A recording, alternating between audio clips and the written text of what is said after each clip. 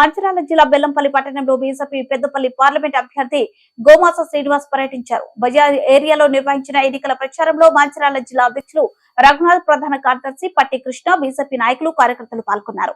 ఈ సందర్భంగా గోమాస శ్రీనివాస్ మాట్లాడుతూ తాతల కాలం నుండి మనవలు ముని మనవల వరకు పెద్దపల్లి పార్లమెంట్ నియోజకవర్గానికి కాకా కుటుంబం ఫలిస్తుందని ఘాటైన విమర్శలు చేశారు. కోట్లకు పడగెత్తిన వారు అధికారంలోకి వస్తే నియోజకవర్గాన్ని దోచుకుని దాచుకునేదే తప్ప ప్రజలకు అభివృద్ధి చేయడంలో శూన్యమే ఉంటుందన్నారు. బీజేపీ పార్టీని గెలిపిస్తే దేశ రక్షణ సంక్షేమంతో పాటు అభివృద్ధి చెందుతుందన్నారు. తనను గెలిపిస్తే మోడీ నేతృత్వంలో పెద్దపల్లి నియోజకవర్గానికి అభివృద్ధి పథంలో ముందుకు తీసుకెళ్తామన్నారు.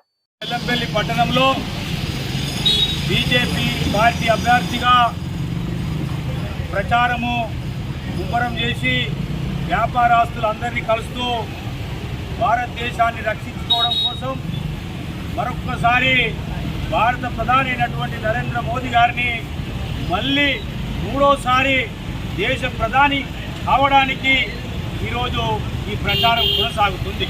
మిత్రులారా, ఈరోజు బెల్లంపల్లి పట్టణాన్ని చూసినట్టయితే ఈ సింగరేణి పారిశ్రామిక ప్రాంతం అయినప్పటికీ కూడా గత 30-40 సంవత్సరాల నుండి ఈ పట్టణము ఎక్స్పాన్షన్, ఈ పట్టణము పెరగట్లేదు, ఈ పట్టణము విస్తరించట్లేదు.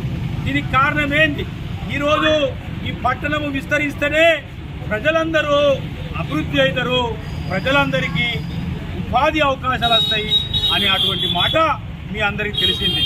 కానీ మిత్రులారా, ఈ ప్రాంతానికి సింగరేణి ప్రాంతంలో నివసిస్తున్నటువంటి సింగరేణి కార్మికుల సమస్యలు పరిష్కారం చేయలేక గత 30 సంవత్సరాల నుంచి ఇక్కడ నుంచి గెలుస్తున్నటువంటి ఎంపీలు ఎవరు కూడా పట్టించుకోలేదు.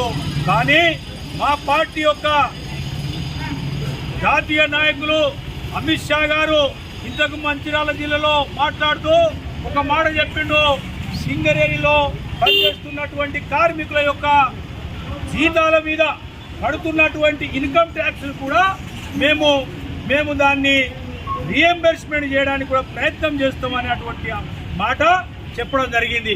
ఎందుకంటే ఇలా రీఎంబర్స్మెంట్ కావాలంటే ఇక్కడ బీజేపీ పార్టీ అభ్యర్థి అయినటువంటి నన్ను ఇక్కడి ప్రజలు, సింగరేణి ప్రజలు గెలిపించాలి.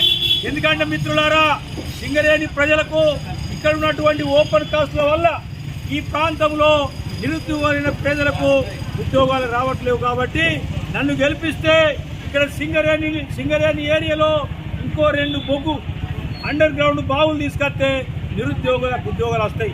అంతేకాదు మిత్రులారా, ఈ యొక్క సింగరేణిలో నివసిస్తున్నటువంటి ఏరియాలో ఎవరికి కూడా పట్టాలు లేక వాళ్ళ జీవితాలు దుర్భరమైనటువంటి జీవితాలు, నమ్మకం లేనటువంటి బతుకులుగా ఉన్నటువంటి వాళ్లకు రాబోయే రోజులలో మా పార్టీ వస్తే, రేపు నేను గెలిచి రాబోయే రోజులలో మా బీజేపీ పార్టీ రాష్ట్ర గవర్నమెంట్ ఏర్పడిన తర్వాత కూడా మేము వాళ్ళని వాళ్ళకు పట్టాలు ఇచ్చి కూడా రిహాబిలిటేట్ చేయడానికి కూడా అవకాశం ఉంటుంది. అంతేకాదు మిత్రులారా, సింగరేణిలో పనిచేస్తున్నటువంటి కాంట్రాక్ట్ కార్మికులని మేము వాళ్ళని పర్మనెంట్ కూడా చేయడానికి మేము ఆలోచిస్తాము.